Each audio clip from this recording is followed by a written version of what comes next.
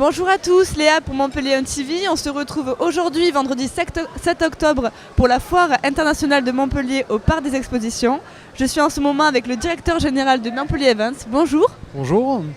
Est-ce que vous pouvez nous faire un petit exposé rapide de cette 68e édition de la foire de Montpellier? Alors comme vous le dites, c'est la 68e édition de la foire internationale de Montpellier, donc c'est un événement qui fait partie du patrimoine de Montpellier. Cette 68e édition, en quelques chiffres, c'est un peu plus de 500 exposants, c'est plus de 40 000 mètres d'exposition, c'est des animations, c'est 3 nocturnes, c'est un voyage à Cuba à gagner.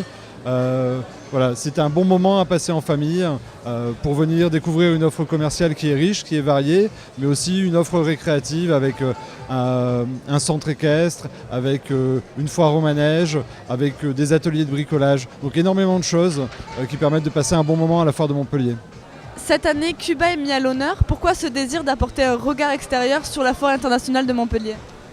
Justement pour lui donner sa dimension internationale, et puis depuis 4 ans on avait arrêté de mettre à l'honneur un pays et on s'est rendu compte que le public attendait ça, attendait ces expositions thématiques sur des pays qui leur permettent de voyager, de se dépayser, et Cuba est bien tombé puisque Cuba est en plein dans l'actualité cette année en 2016, donc on est très content d'accueillir une exposition sur Cuba et d'avoir un thème sur Cuba.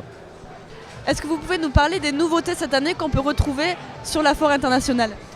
Bien sûr, d'abord ce qu'on essaye de faire, c'est de rendre la foire facile et agréable pour les visiteurs. C'est-à-dire qu'on a beaucoup de services, on a une garderie, on a une opération 0 enfant perdu, donc on va donner un bracelet avec le numéro de téléphone des parents pour que les enfants ne s'égarent pas.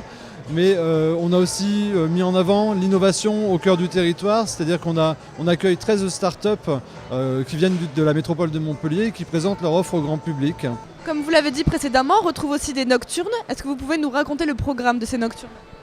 Alors on a une nocturne mardi soir qui sera la RFM Party Cuba Night Fever et on a 2 nocturnes qui seront sur le thème de Cuba avec des groupes cubains et des danseuses cubaines au cœur de la terrasse gourmande où nous sommes.